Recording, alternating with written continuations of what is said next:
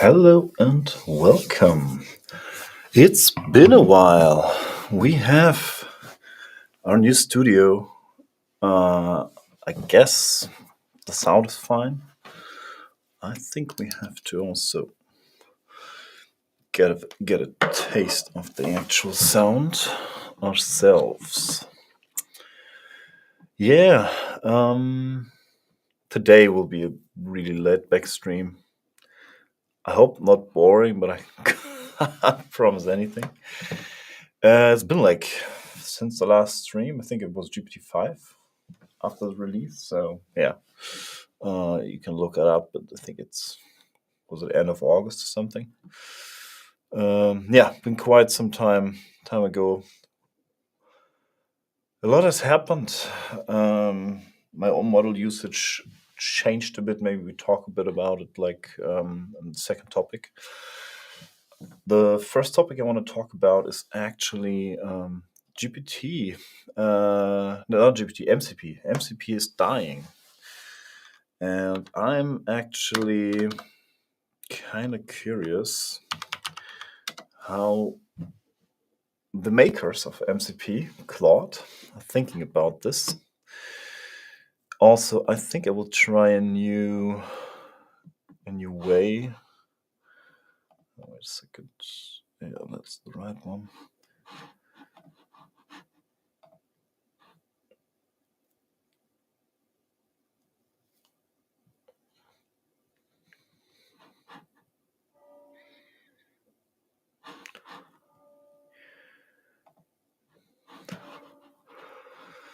Okay, just made a sound check. I think we're good.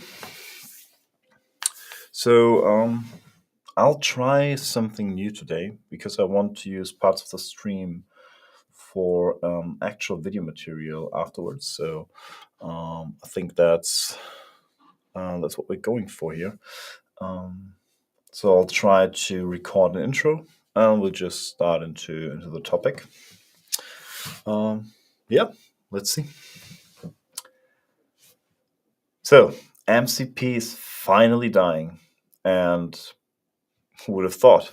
Anthropic themselves made a statement about that, or not really a statement. They said code execution with MCP, building more efficient agents, which they released on the 4th of November. So it's been some days. But yeah, I think it's kind of interesting that Claude maker Anthropic, who also came up with the MCP protocol, is saying, hey, MCP protocol might have issues. One of my biggest issues is actually like there is no real concept of auth for MCP. Like everything that you have, like authentication wise, is more or less community driven. So yeah, I personally had some experiences with OAuth, with MCP servers. It's kind of worked. I also built a voice agent where I connected to Notion, just like for testing. And there I made my voice agent the MCP client. Kind of worked. But yeah, what is this article about? MCP has a big problem. Well, it has several problems, but one of the biggest problems is that MCP bloats your context. I personally use 1 or 2 MCP servers when I use AI, usually, because I know about like the more context you get, the further you bloat your context, the less instruction following is working. I think even Anthropic has yesterday released another report that they say, hey, if you have a lot of tool calls and stuff in your system prompt and you bloat your context, then you are more susceptible to prompt injections and for guardrails being exposed to attacks. And that's natural, right? So we are processing text with these language models, and this text is actually pretty quickly filling up context windows. And these context windows then are not actually able to keep up with all the text in terms of instruction following. That means that stuff just like slips through, and guardrails might be ignored just because the model does not properly evaluate them, just because they're like hidden in such a large chunk of text. So the same goes for prompt injection. So if you have a prompt injection attack which is sitting somewhere in between and is not recognized properly because the pattern is just hidden in all the noise, then you'll get issues. Same goes for MCP. If you connect an MCP server, what actually happens is that all the tool definitions, all the descriptions are passed into the system prompt. And so if you just do a base MCP server and you consume it with an MCP client, that's basically what you get. If you connect several MCP servers, this stacks up pretty quickly, because you have to imagine that each call has like a description for the function and for the variables given. And this bloats pretty quickly.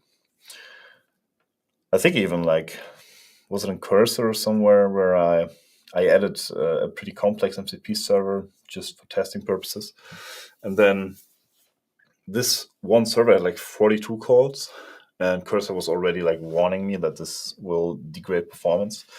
And yeah, for me personally, it was always kind of natural that this happens. But yeah, the cool thing is Claude already did this. Cloudflare also had a similar blog post.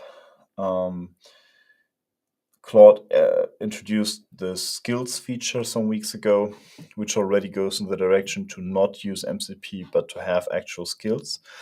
And what we're going to see now, I think pretty quickly, is that we move away from MCP and direct tool calling back to where we actually were, like I think 1.5 years ago, when OpenAI introduced the code interpreter that was able to execute code inside a prompt and inside an answer. So, and that's basically what this is about. This article says that MCP and code execution are going to merge. I'm not sure if you still need MCP servers, but the code execution part is pretty interesting, because it turns out LLMs are not as good in random tool calls, but they're pretty good in writing code. So instead of calling the tools directly, you let the language model write code to execute the tools, and that has a lot of benefits. Well, let's see what Anthropic says about this. Code execution with MCP, building more efficient agents. Direct tool calls consume context for each definition and result. Agents scale better by writing code to call tools instead. Here's how it works with MCP. The model protocol is an open standard for connecting AI agents to external systems.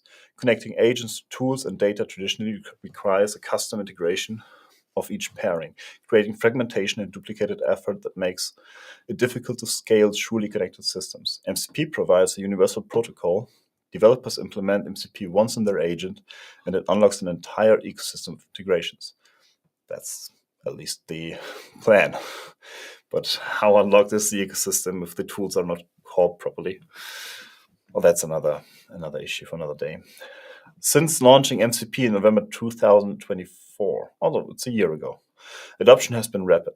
The community has built thousands of MCP servers, SDKs are available for all major programming languages, and the industry has adopted MCP as the de facto standard for connecting agents to tools and data. Today, developers routinely build agents with access to hundreds or thousands of tools across dozens of MCP servers.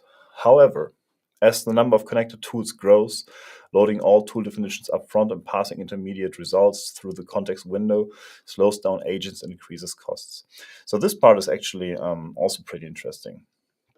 If you think about tool calls, You call like they I don't even know if the MCP standard is able to batch tool calls, but basically you have these MCP server connected and you have the tools, and you basically call the tool one by one. You call the tool, you get the response, you call the next tool.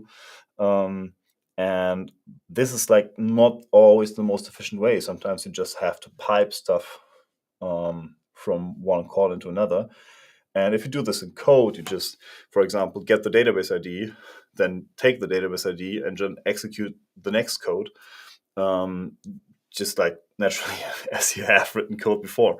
And the LM can do the same, which is much more efficient because you have like one execution of code, and this code then does all the steps needed and can batch up steps and give back the actual result, which is basically what this whole article is about. So spoil it a little bit, but let's go on. So that's what they mean, like passing intermediate results through the context window. Slows down agents. And also, of course, it's always another tool call, another like request through the network. That all adds up. In this block, we'll explore how code execution can enable agents to interact with MCP servers more efficiently, handling more tools while using fewer tokens. Excessive token consumption from tools makes agents less efficient. As MCP usage scales, there are two common patterns that can increase agent cost and latency. Tool definitions, number one, tool definitions overload the context window. That's what we talked just a minute ago about. And intermediate tool results consume additional tokens. That's what we just said. Tool definitions overload the context window means the most MCP clients load all tool definitions upfront directly in context, exposing them to the model using a direct tool calling syntax. These tool definitions might look like this. You see, you have the actual function, you have the description, and for each parameter, you have the parameter, the type of the parameter, and another description. And depending on how complex your functions are, this can grow pretty quickly. And if you think about, for example, Salesforce MCP with all the functions that it might provide, this gets quite annoying pretty quickly.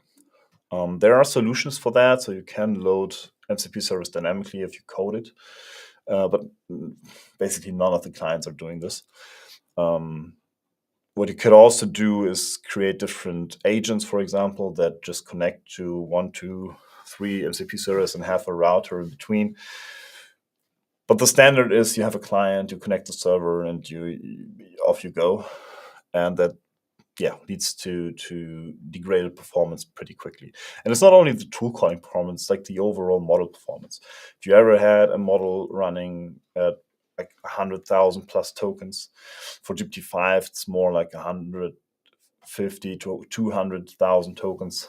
And also the latest Claude models are also good, pretty okay till up to like 150,000 tokens. But the overall performance degrades. They get literally dumber. So that's something to keep in mind here. So tool descriptions occupy more context window space, increasing response time and cost. In cases where agents are connected to thousands of tools, they'll need to process hundreds of thousands of tokens before reading a request. So they're talking about thousands of tools. Like, this is completely unrealistic. No, I'm sure that there are systems out there that try that, but that's just like, you will get performance so bad, like after, I think, even 40, 50 tools. So thousands of tools, a bit like underselling the problem, actually. Intermediate tool results consume additional tokens. Most MCP clients allow models to directly call MCP tools. For example, you might ask your agent, download my meeting transcript from Google Drive and attach it to Salesforce lead. The model will make calls like this. So you have a tool call. The tool call returns text. Then you have the next tool call where you pipe the text from before into the next tool call. And I, for example, have built an MCP server for fetching Business Central standard code, which is not available in the code base itself, or at least not directly. And to be able to fetch information from that code base, I did use sometimes like 8, 9, 10, 11, 12 calls in a row, sometimes even more. So you see, like, this adds up quite a bit. Every intermediate result must pass through the model. Sorry. Every intermediate result must pass through the model. In this example, the full call transcript flows through twice. For a 2-hour sales meeting, that could mean processing an additional 50,000 tokens. Even larger documents may exceed context window limits, breaking the workflow. With large documents or complex data structures, models may be more likely to make mistakes when copying data between tools. So that's the other thing. Like, if you have the model get the text and then generate variables. So basically, the model has to regenerate the text. So you return the text is in the context, and then when it calls the tool, it has to generate that. This is like not a copy paste operation; it's a generation for the next tool call. So yeah, you actually are introducing attack vectors or introducing just options for the model to hallucinate. Give me a quick second.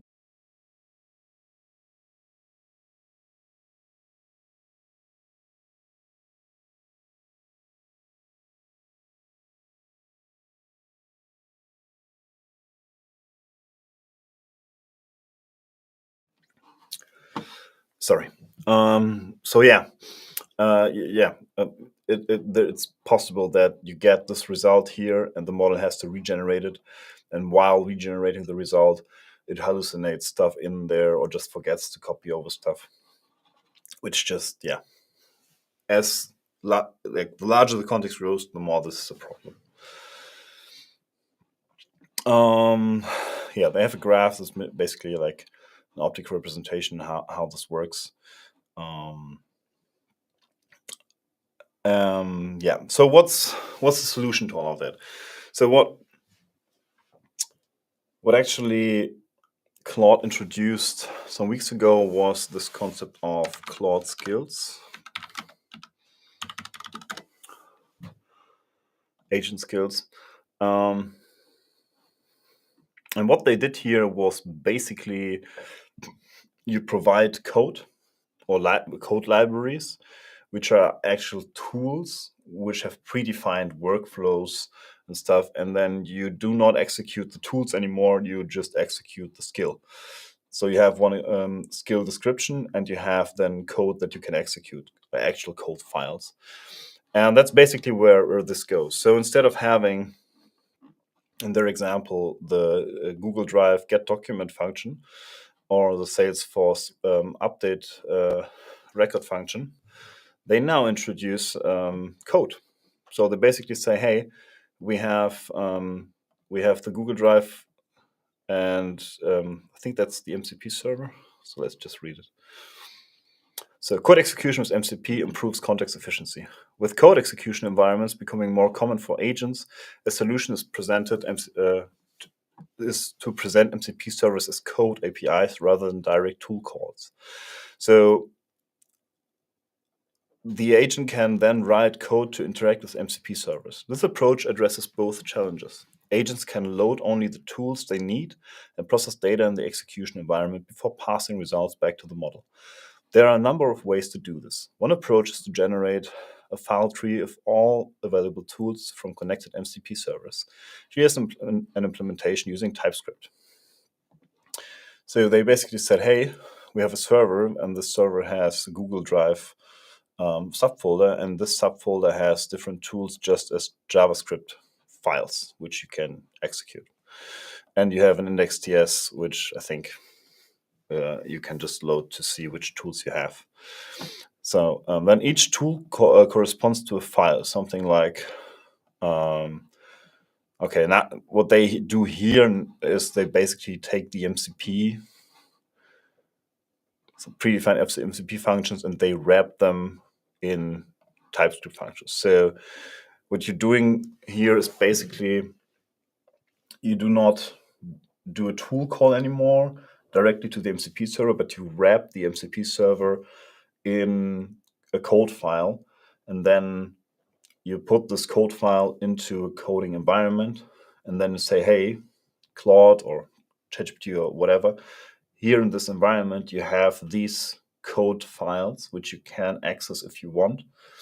And then basically, if there needs something to be executed, the agent does not have to have everything directly loaded into the context, but it can scan its environment, see what functions are in there, what functions can be applied, then write the code to actually execute these functions.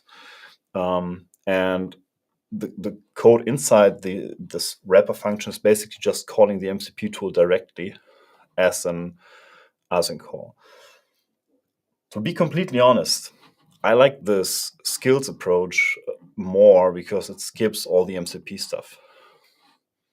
That being said, the MCP definitions themselves are not bad because they're kind of already a ready documentation you can use to generate code. I think that's where Cloudflare was going with their approach. I personally think I'll just skip the whole MCP stuff altogether. I create files, I add comments and documents in there. So first of all, every file inside its place, if it's already in this Google Drive folder, models can make pretty good sense of that. And you don't have to. And you also could just look at the index.ts files, get an overview. So there is a lot of ways to not use the MCP standard, which give you just like normal tools, normal API calls with proper execution of OAuth workflows, other authentication flows, and give you a lot less bloat overall. But yeah, they wrap basically their MCP tools, say each tool corresponds to a file, and then our Google Drive to Salesforce example above becomes code. So instead of calling tool definition 1, tool definition 2, have the user message, the system message, and so on and so forth, now the model just creates code. And this code says, hey, import all the functions from the Google Drive, import all the functions from the Google Drive folder, import all the functions from the Salesforce folder, and then the transcript gets the document content and directly updates the record on Salesforce. So you don't have any intermediate step. You can directly execute like the whole process, the whole workflow, without the model having the need to jump back and forth on all of that. The agent discovers tools by exploring the file system.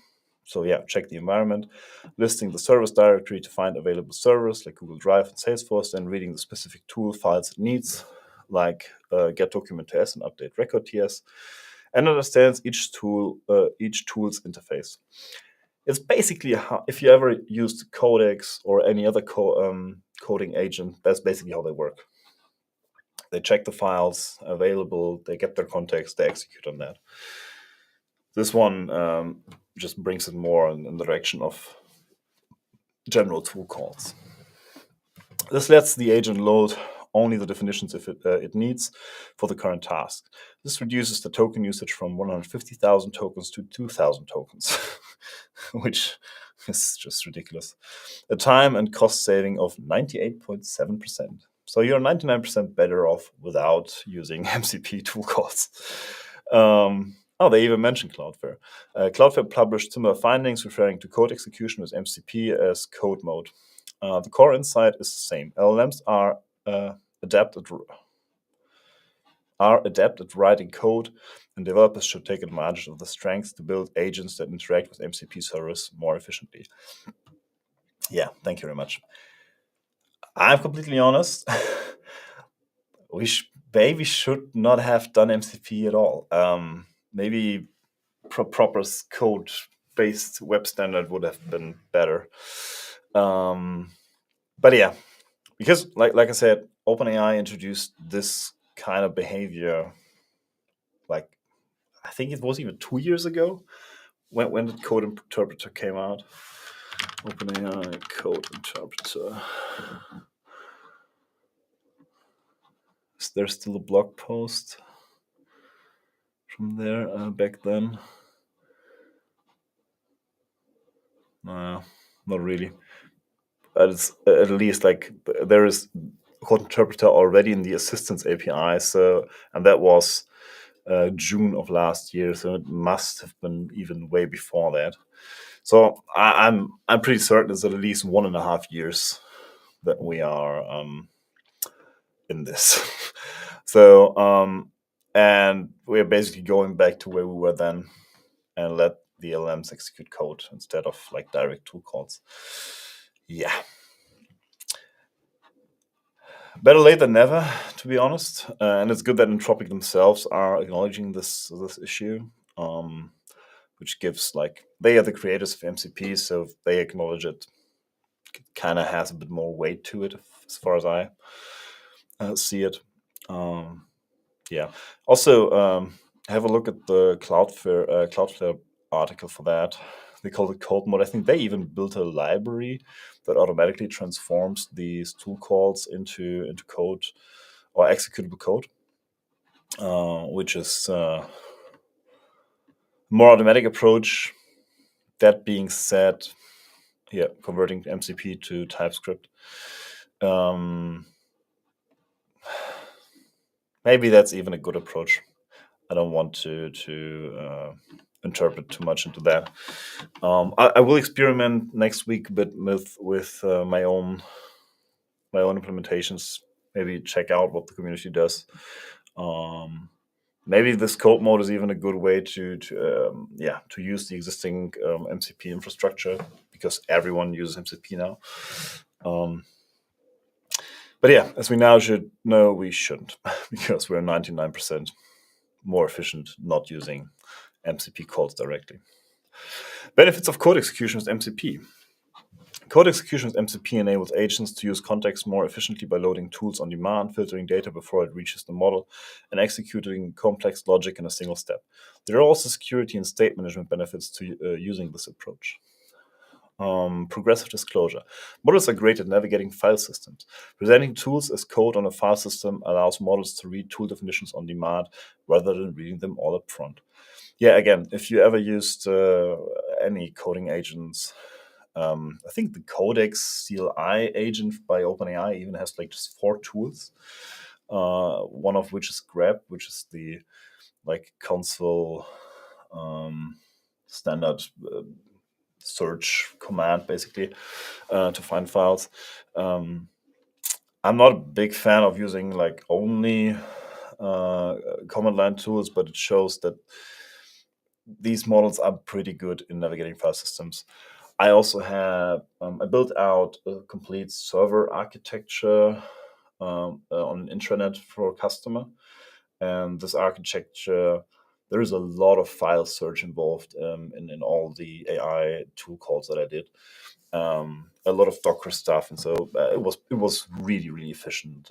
I really loved how mostly GPT-5 did this. Like last week, so I also used a lot of 4.5. So yeah, there's these models are just trained on a lot of code.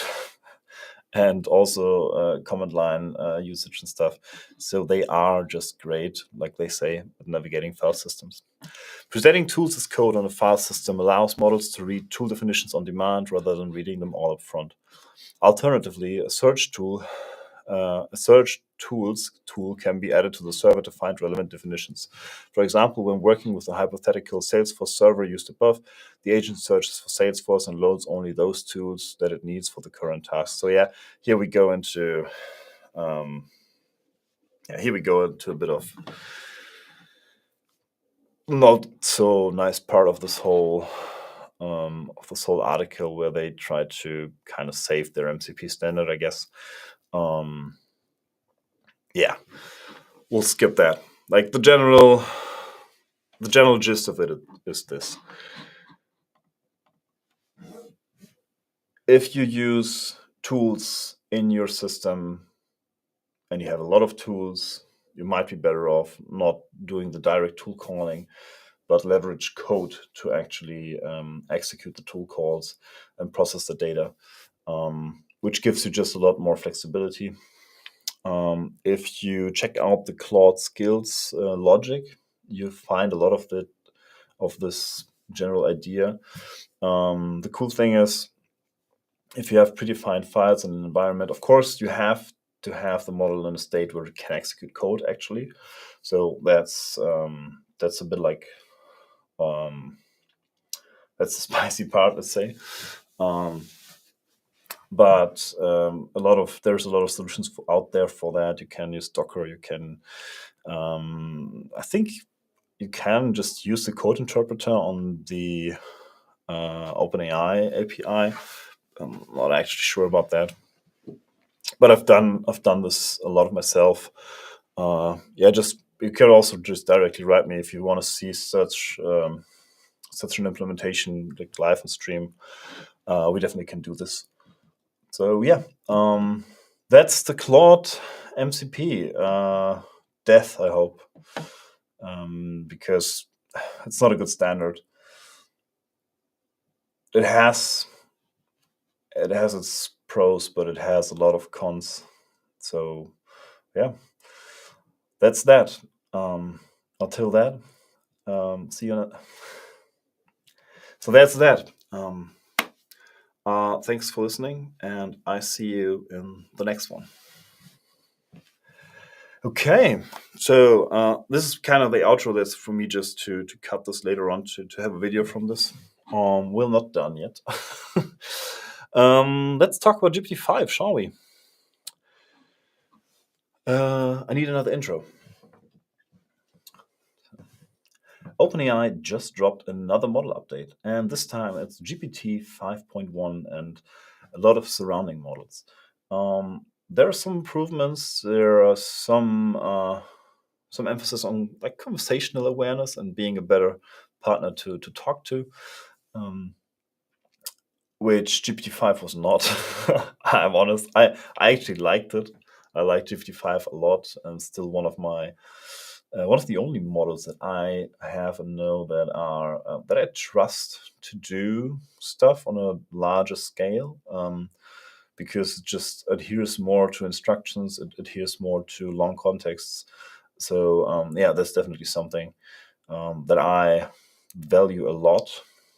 That being said, the new Claude models and some also open source candidates like Kimi K2 and MinMax M2 are getting pretty good. So OpenAI had to actually update GPT 5.1 to iron out a lot of the stuff that bugged them and that also had like a bit of bad PR for them in the GPT-5 launch. I opened their article and just want to have a look what they say about their own model. Okay. GPT 5.1. I think I can close this here. Let's make it bigger. GPT 5.1, a smarter, more conversational ChatGPT. So they talk about ChatGPT, but it's also out in the API now, and there's also a 5.1 Codex version for all your Codex people. I think I will try it out after we go through the article. So this part of the video will also have a lot of, or at least some coding. If not, I'll cut it out and you won't see it, but then I'll comment it out. But yeah, let's quickly go through the article. We are upgrading GPT-5 while making it easier to customize ChatGPT, starting to roll out today to everyone, beginning with paid users. Today, we are upgrading GPT-5 series with the release of GPT-5 Instant, our most used model, now warmer, more intelligent, and better at following your instructions, and GPT 5.1 Thinking, our advanced reasoning model, now easier to understand and faster on simple tasks, and more persistent on complex ones. We heard clearly from users that great AI should not only be smart, but also enjoyable to talk to. I, I found this really funny with GPT-5 because GPT-5 came out and it did basically a lot of the things that we were missing up until then. Like it followed instructions closely, and like it had great context, like context performance, like with large context sizes. But in the end, people were kind of disappointed by that because then they had to be more specific to get good results. And one thing that bugged me out, and I really hope that this has gotten better, is GPT-5 was really, really cautious in executing things. Like honestly, I sometimes I really had to like quote unquote shout on it at it to even like do the work that I wanted it to do. That had to do with me not prompting properly. I'm completely honest because it's just like it did exactly what I told it to. That's the instruction following part. Um, but yeah, and that's what they say. Like we people don't want only smart models because for me in coding that was one thing, but for all the people who relied on for all that was the previous model for conversational purposes or for just discussing personal stuff, which 70% of people or it's like 70% of the usage of ChatGPT is personal things. They got like really really bogged out. There was there's this whole AI girlfriend subreddit, I think, where people went completely nuts because their girlfriend wasn't gone overnight, basically. So OpenAI had to bring back for all. Um, yeah, so yeah, that's something that they underestimated, and I'm completely honest. I would have maybe underestimated it as well because I don't use AI in that matter at all. Up until today, I'll talk about that in a minute. But yeah, I had one thing where I tried out GPT 5.1 and it was really really good in handling our conversation. I cannot show the conversation because it's really personal. Um, I will show you the outcome because the outcome is, as always, a software solution. Um, but that's not for today. But yeah, that being said, OpenAI recognized we need models that are not only good at following instructions and being not sycophantic at all. We need models that actually, yeah, are good, nice to talk to, and not gonna lie, for some conversations, just more comfortable. But they also did some other stuff. So we also make it easier to shape. We heard clearly from users that great AI should not only be smart but also enjoyable to talk to. GPT 5.1 improves meaningfully on both intelligence and communication style. We're also making it easier for you to shape ChatGPT's tone. Preference on chat style vary from person to person and even from conversation to conversation. So we are introducing more intuitive and efficient controls so ChatGPT can better match the tone you want in responses. I think you could have done this before. You in ChatGPT you actually can set up personalization. So for example, I wanted to be pragmatic. That's what I set up here. But apparently, they have a base style you can now choose from. Um, did they have it before? I don't know.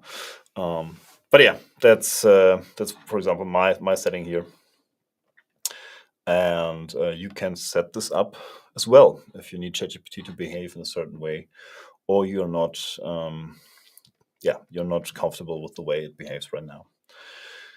GPT 5.1 Instant. GPT 5.1 Instant, ChatGPT's most used model, is now warmer by default and more conversational. Based on the early testing, it often surprises people with its playfulness while remaining clear and useful. That I can actually adhere to from what I've seen today. I think they really really got it right on that one. So and then they show like I'm feeling stressed and could use some relaxation tips. GPT 5 Here are a few simple, effective ways to help ease stress. You can mix and match depending on how you're feeling and how much time you have. Quick reset, 1 to 5 minutes, blah, blah, blah. If you tell me what kind of stress it is, work, parenting, financial, emotional, physical, I can tailor a set of techniques or even a mini daily plan to match your situation. Would you like me to do? So it's kind of pragmatic answer. Just giving you just giving you what you asked for, basically. And if you look at the response from GPT-5 Instant, it's I've got you, Ron. That's totally normal, especially with everything you've got going on lately. That's like everything you've got going on lately. I don't know if GPT-5 did this as well because I've never like used it in that way. But today, the memory retrieval from GPT 5.1 was awesome. Like it got the exact right memories from all the conversations that we had, and I talked about a lot of like science ideas and just stuff I need to understand. Like I use it a lot for learning, and it really, really, really nailed the retrieval part, and it also got this like this tone. I recognize this. This is basically what I experienced today, where I felt like I felt understood, if you can say it. For me, it's always difficult because I know that's a statistical language computer, basically. But yeah, I think they've done a great work with that, and I was surprised. At one point, I was even shocked how well our conversation went. So that's that. We also improved instruction following, so the model more reliably answers the questions you actually ask. So that's that. I think that's always good. I love instruction following, like models churning out stuff that I don't ask for. Oh, thank you. Here it even says like I will respond in 6. Understood. All responses will be 6. So 6 responses, and then it's where should I travel this summer, and then it's like how about Japan? I'm training for summer, blah blah blah. But it's not like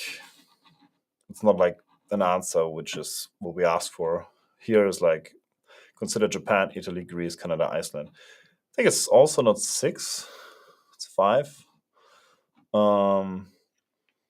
And yeah, I think that's even more problematic, but that's what we asked for. So I think I don't want to be in the OpenAI team to like tune this because it's so hard, and you really like if this is not adhering to what you want to see, like use personalization. I think that's really really helpful to get ChatGPT to behave like you need it and you want it, because it has to serve you in some way, right? For the first time, GPT Instant can use adaptive reasoning to decide when to think before responding to more challenging questions, resulting in more thorough, accurate answers, while still responding quickly. This is reflected in significant improvements on math and coding evaluations like AIME 2025 and Code Forces. This basically says they have like this GPT 5.1 auto model. I think they also mentioned it somewhere, which decides like, okay, I got this question. How difficult is this question? And the more difficult it deems the question to be, the more reasoning budget it applies, which means like the reasoning is just like producing tokens to think before you produce the actual answer. And there is a budget you can set. So you can set the reasoning to low, middle, and high. And I think in the background, that's even like there's actual numbers of tokens in there. And now the model is even better in like automatically adapting to the current situation and adapting the thinking budget, being just more efficient and therefore also quicker in answering a question. GPT-5.1 thinking. We're also upgrading GPT-5 thinking to make it more efficient and easier to understand in everyday use. It now adapts its thinking time more precisely to the question, spending more time on complex problems while responding more quickly to simpler ones. In practice, that means more thorough answers for difficult requests and less waiting for simpler ones. I won't go into their graphs. I hate their graphs most of the time. So GPT-5.1 thinking response is also clearer, with less jargon and fewer undefined terms. This makes our most capable model more approachable and easy understandable, especially for complex tasks and at work and explaining technical concepts. Is the Pro model already? No, it's still GPT-5. I'm waiting for the Pro. I use the Pro model quite a bit because it's just like if you need like deep reasoning and like discuss complex concepts where you also need to break out a bit from the base slop, basically, GPT-5 Pro is the best for coming up with concepts and stuff. So like from my experience and from what I feel up until now and before Gemini 3, nothing comes even close. We'll see what Gemini 3 brings, but yeah, I think they also introduced DeepThink for Gemini 2.5 Pro. I've not tested that one, I have to be honest. But yeah, GPT-5 Pro, I work with O1 Pro, O3 Pro, and now GPT-5 Pro, and the Pro models. If you have the use case for them, and if you need to actually think through larger concepts and contexts all in one go, you can also activate deep research in combination. Yeah, that's really, really powerful. Okay, GPT-5.1 thinking response is also clearer with less jargon that we had already. Default GPT-5.1 thinking's default tone is also warmer and more emphatic. Yeah. Like I said, I did use GPT-5.1 thinking, not the instant one.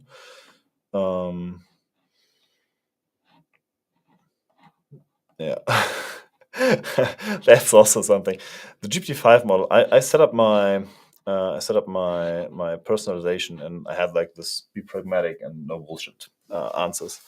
And then in every answer it gave me, hey, here's the non-pragmatic, non-bullshit answer. And it's repeating basically his instructions. It's even worse in their voice models. They are all the time repeating the instructions, which is highly annoying. But yeah, that's just seeing this. I hated this so much. And now it's just like going, hey, nice nerds that time. I'll do each one in plain English to add a bit of context. What was the question? Explain BIP and WRC plus. I have no idea what this is. Betting average on balls in play. I think that's yeah, strikeout home runs. Okay, that's baseball. Okay, sorry for all the Americans out there. Okay, so yeah, I do each one in plain English. Then it's a bit. Then add a bit of context. So yeah, it's like nobody would say this. Like if you would ask somebody, no one would answer. Hey, now I will give you a precise and non-nonsense answer. They would answer more like this. Hey, nice, yeah. Let's do each one in plain English, and then we add a bit of context. It's a lot more natural. I like that a lot. So GPT 5.1 thinking's default tone is also warmer and more emphatic. Yeah, we'll skip that. This release is a step forward in both capability and usability across the models. GPT 5.1 Auto, that's like this decision model, will continue to route each query to the model best suited for it. So in most cases, you won't need to choose a model at all. Still don't like this whole concept. I don't know if you used Warp ever, but Warp has is like an agentic terminal, and this terminal, it has two modes, terminal and agent mode. And they also have this auto selection thingy, which barely works. Or like, not barely, but I have so many times that it just chooses wrong and I have to manually set it. For me personally, I think, yeah, drop the auto mode and let us just choose the model. I think if you work a lot with ChatGPT, you have your models and you know what you're working with.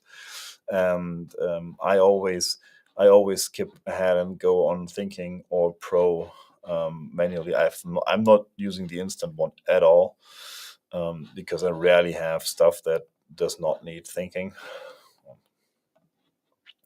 So yeah, not like that, but it gets better. Maybe it gets to a point where it's just usable. We'll see. What you will notice is that answers across GPT 5.1 feel both smarter and more natural in tone. So yeah, I think we saw that. GPT 5.1 instant and thinking being rolled out today.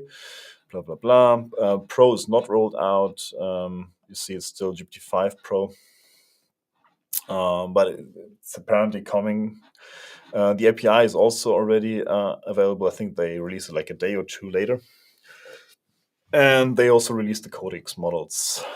Then they have this like making ChatGPT uniquely yours. That's what I just showed you before we started into the article, where you can personalize your ChatGPT experience. I found myself liking the work with ChatGPT more after I did it. So for me, I think that's a good thing. And yeah, what's next? Today's GPT 5.1 updates and the new customization options are a step forward towards a ChatGPT that feels like it fits you, smarter, more enjoyable to talk to, and more adaptable to your preferences. Going forward, we will continue improving along these dimensions. There is much more to come. I don't know if you used the Polaris Alpha model on OpenRouter, which was a stealth model, but that model was GPT-5 instant. So just so you know. Yeah, that was GPT-5. I'd love to jump into it. Maybe let's do the following. I have a project. Let me quickly do it here. I have a project.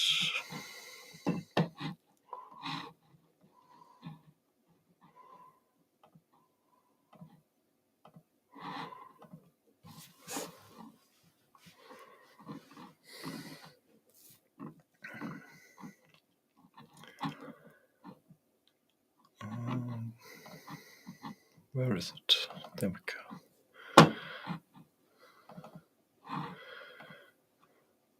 Okay. So we can I think we can combine two things, because the next thing I want to do is go into Cursor 2.0. And so we can combine it. Okay. So we are still in the GPT 5.1 topic, and we now want to test a bit. Let's check out the models. 5.1 Codex Mini. Yeah, they also dropped the Codex, like the mini models. Okay, let's do something simple. Please apply. What's the matter? Microphone. That's the matter. Please check this code base and its current state and where we are at with the whole project. I'm actually curious how fast it is. Array structure. Okay. Okay, from first impression, it seems a bit faster than it was before. Is it thinking though? Thought for 1 second. If it's thinking, then not on high. Oh no, but it is a thinking model. Medium reasoning. Okay. I actually programmed a lot in the high reasoning mode, which just delivered the best results, but it was awfully slow. I'm not gonna lie. I've seen a chart. Uh,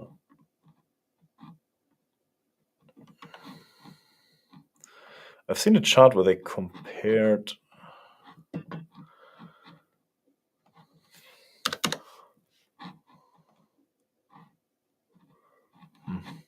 I've seen a chart where they compared the GPT-5 performance, and what it basically says that you now have performance on medium that you had on GPT-5 high before, which would allow for it to be faster but still being useful. Um, they had mixed benchmarks, if I'm honest. So they were like black and white, basically. Um, they improved a little bit on a lot of benchmarks. They dropped on others. So yeah. Okay, now it's working its way through this whole project. This project is a personal assistant project I have. It's more like a server where we spin up a backend that you can connect via WebSocket to and have voice conversations with Redis as the state management, and everything just runs in Docker. I will pick up this project to actually extend it because I wanted to be able to call me if it deems necessary.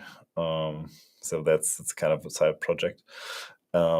Because like I don't I miss a project or a personal assistant project which is like actual like evolving and I can talk to. It's like because all the like workflows and stuff that's built like it's all like having a reactive type of relationship, quote unquote.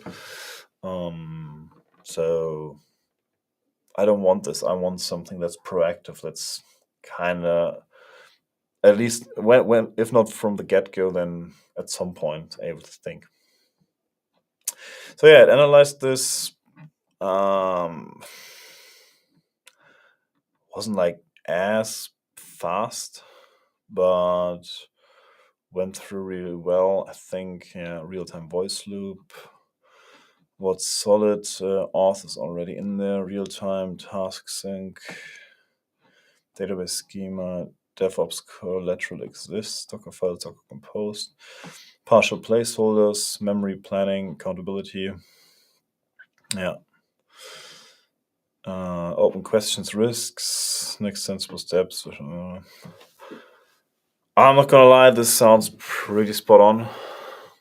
There will be small errors in there, um, do not have the illusion this is perfect, but from what I see, it's basically where I left the project off, and so yeah, that's a good thing.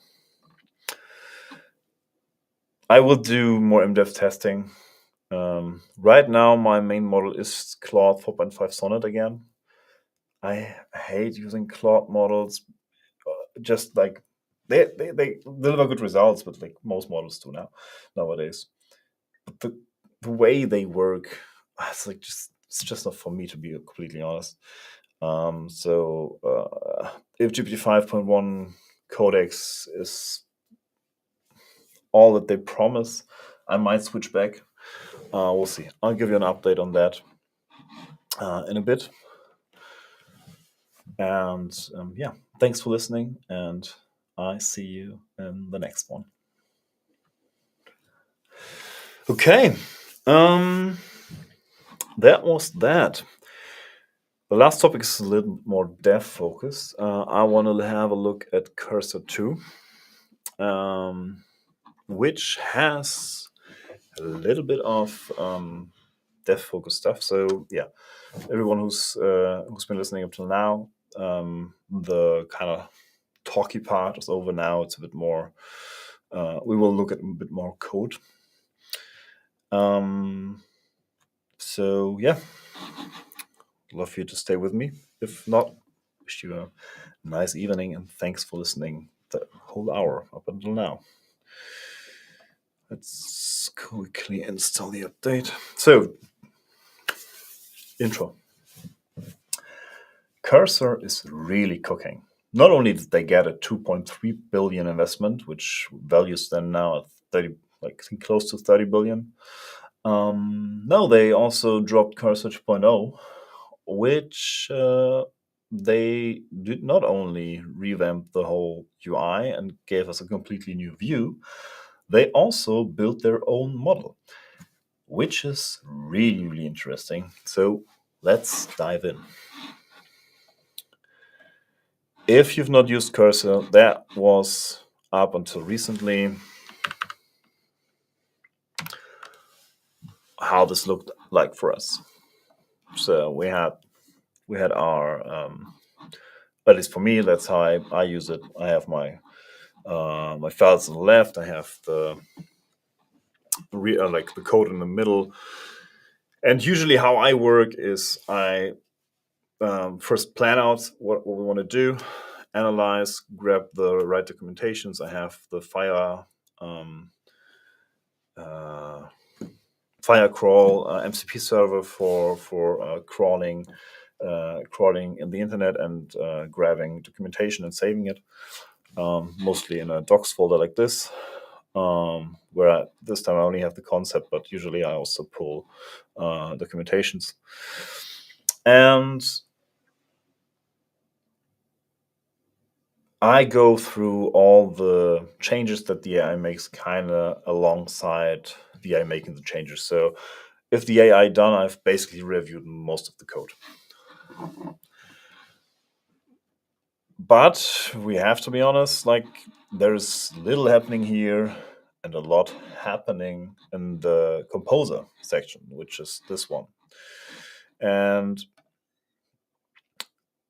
we used to use, for example, Sonnet and say, hey, please analyze code base and suggest the next step. And then went ahead and did this analysis, but everything was more or less happening here. I personally am following a little bit of the thinking. Sometimes I already see in the thinking that it's not as it's not going in the right direction. Then I interrupt it, update, improve my prompt, and then we're basically going into a back and forth with the model. And a lot of that happens here, and I basically only jump here if it makes file changes, which Claude 4.5 Sonnet does a lot of random documentation files it creates. God knows why. But yeah. So now we have the analysis, like the current state. Like, it's not as important what happens here now, but usually, like you are here a lot, and you don't use a lot of your screen very efficiently. So Cursor, I think, had the same idea or the same problem basically, and said, hey, you can use your editor like you were used to, but we also give you a new view, which is called the agents view. And now we see we have a really, really new and cleaned up way on looking at our editor. We don't have any files. We have most of all, we have our chat here. So I can look up the package JSON, and then it opens the files on the right when I need them to. It also, I think they also have a new diff view as far as I remember. And on the side, you see your agents. And that's interesting because what they allow now to do is to use several agents at once, a parallel thing. And then you can see them working here. And let's say, okay, please create a new module called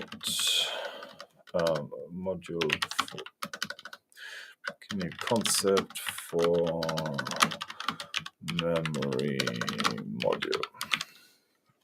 And I let him work, and I can say, hey, I need a new agent, and say, please make a new accountability module based on the project. And then it goes ahead and works in parallel, and you can basically switch back and forth between them. And I find this to be quite nice. And you don't only have the option to see your local agents, you also have the option to see your cloud agents. And you also can, and that's pretty cool, what you also can do, you can say, hey, I want a work tree. And a work tree is a GitHub function where you can work on different branches on the same file system, basically. And what this work tree allows you to do is to create multiple models.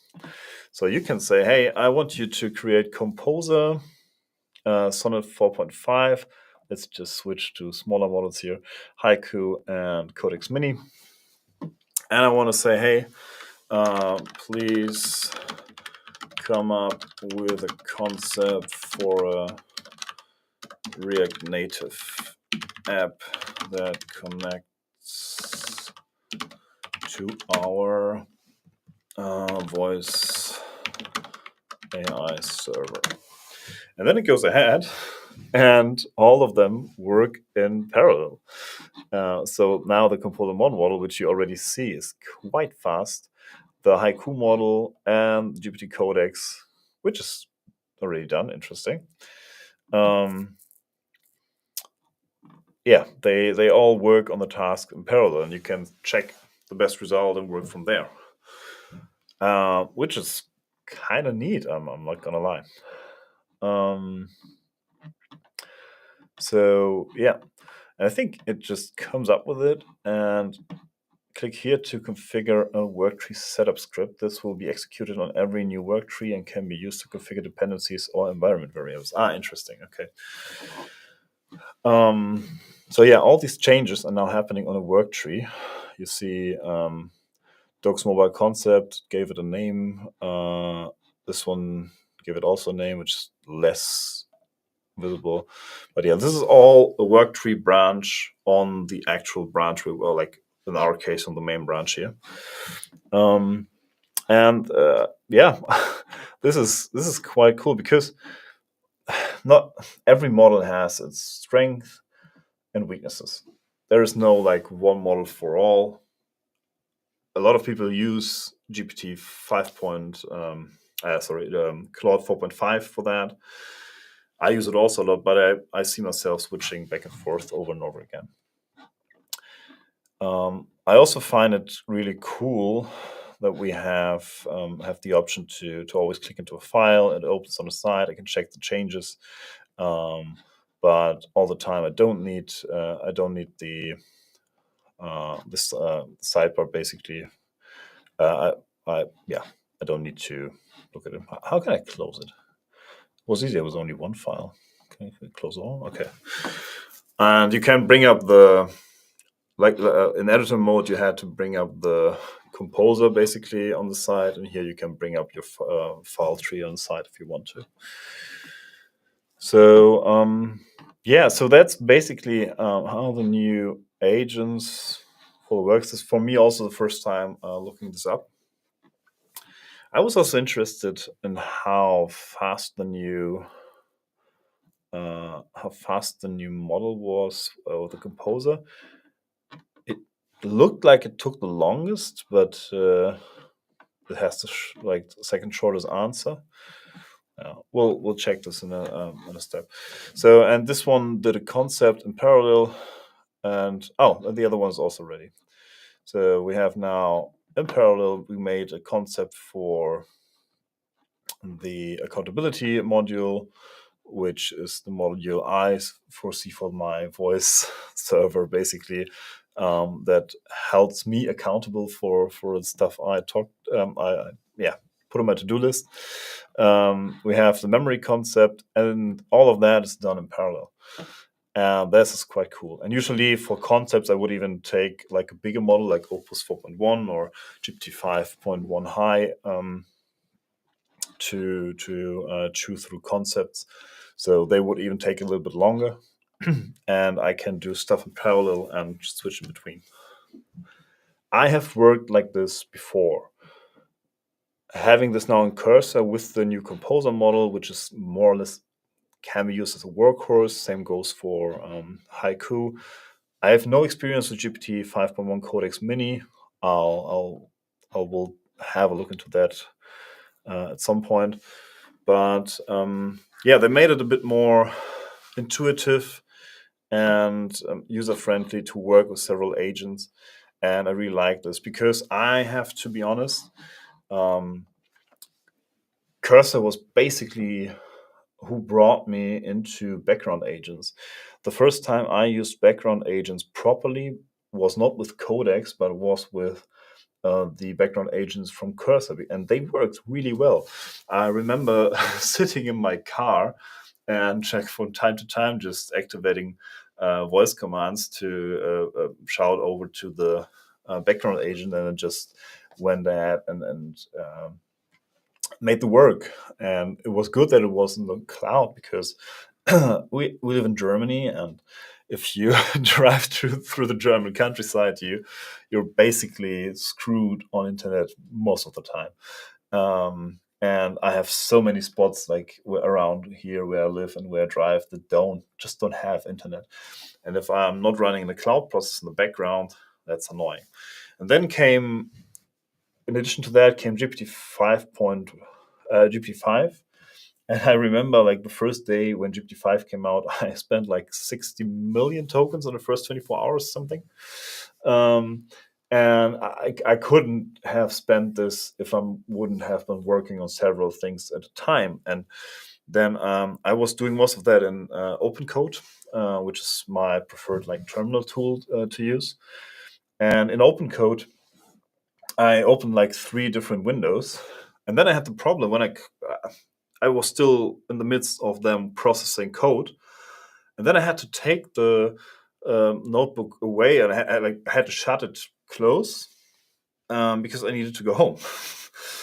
And then I said, the background agent stuff wasn't bad, and then I built a complete solution basically where I could run OpenCode on my VPS. Which I have like my own cloud server. But this solution wasn't really maintainable. Like here I have like 3 desktops, and I even have like a foot pedal to switch between that, but that will be another video in and of itself. So here I have all the views, and but yeah, long story short, I did not end up using the solution I built. Even it was pretty cool. I had a web UI. I can spin up as many terminals in there as I want, and then just I think the server with all its cores and memory is able up to 9 agents simultaneously, which is kind of cool if you think about it. But it's not manageable. So you actually need an orchestration layer, preferably AI based, that looks at all the projects that are running and selling, and then you're going into territory where you actually have an autonomous system growing. Because if you have all the agents doing the coding, they're already kind of autonomous. Then you have an orchestration layer above them, which like manages all the working coders basically against the project or plan. Then you get into territory where you actually do have an autonomous system. There's some other parts. I have a prototype for that in development as well. But yeah, there's still still a lot of work to do. But we'll get there in the next month, I guess.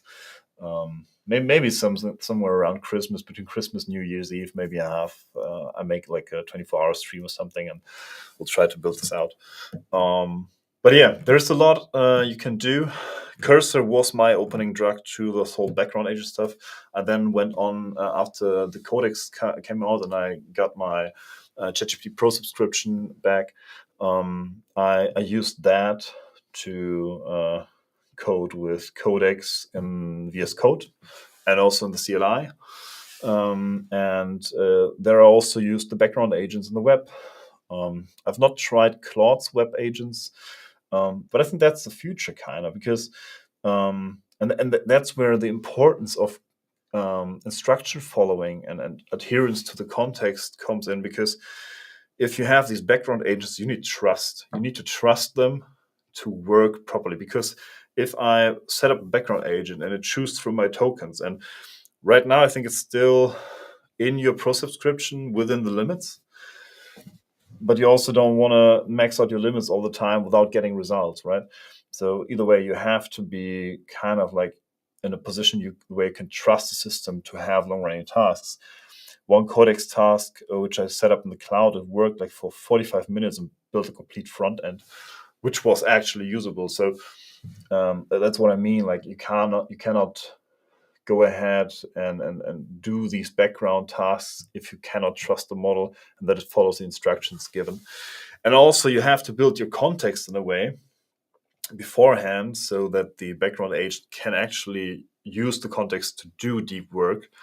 And you have to give it the tools, the web access, so it can research stuff. So the more complete your instruction set is, the better these background agents work. And I think having them all listed up like Cursor did, with the focus on the agents, and even like inside here we have the option to have stuff run in parallel. Just churn out 3 different versions, take the best one, or the one that you like best. So I had basically like 5 models now run in parallel in this little test here. I think it's awesome. I think that's the way to go. I actually also like, I don't know yet how good the results of Composer 1 are. I know that the previous model, I think it was it called Cheetah, which was a stealth model of this one. I had people live on stream iterating through UI because it was so fast. All of that made me consider maybe to ditch Claude and OpenAI with their $200 a month subscription and go for Cursor instead. So we'll see. I have a good relationship to Cursor, even if I used a lot of CLI tools for everything besides my work. But for my actual work, Cursor is basically still the tool I use the most, because it's I need a VS Code fork or VS Code itself. And the Cursor Composer was always the one with the better tools for also context and document management and stuff. And just did a good job. And that's why I stuck with Cursor for, the past month. And it looks like I will be going even even deeper into Cursor again now that they updated the 2.0 version and did really good substantial changes there. So Cursor, I've written it to 2 of the Cursor founders, I guess, on X. Well deserved. Good job. Looking forward to test it out. Looking forward to give you some more in-depth content on that. Thanks for listening, and until then, see you on the next one. Okay, so thank you very much.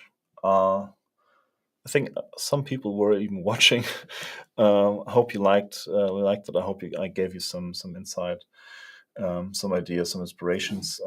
I've not been consistent with my streams. But I've now built the studio. I built this for doing these kind of contents, and I hope to go deeper into that pretty soon. And I'll wish you all like, it's middle of the night in Germany. I think it might be already evening in the East Coast in the US, and it's middle of the day in the West Coast. So whatever time of day, I wish you ended well, and see you all in the next stream. And I'll try to pick up some pace now. Bye.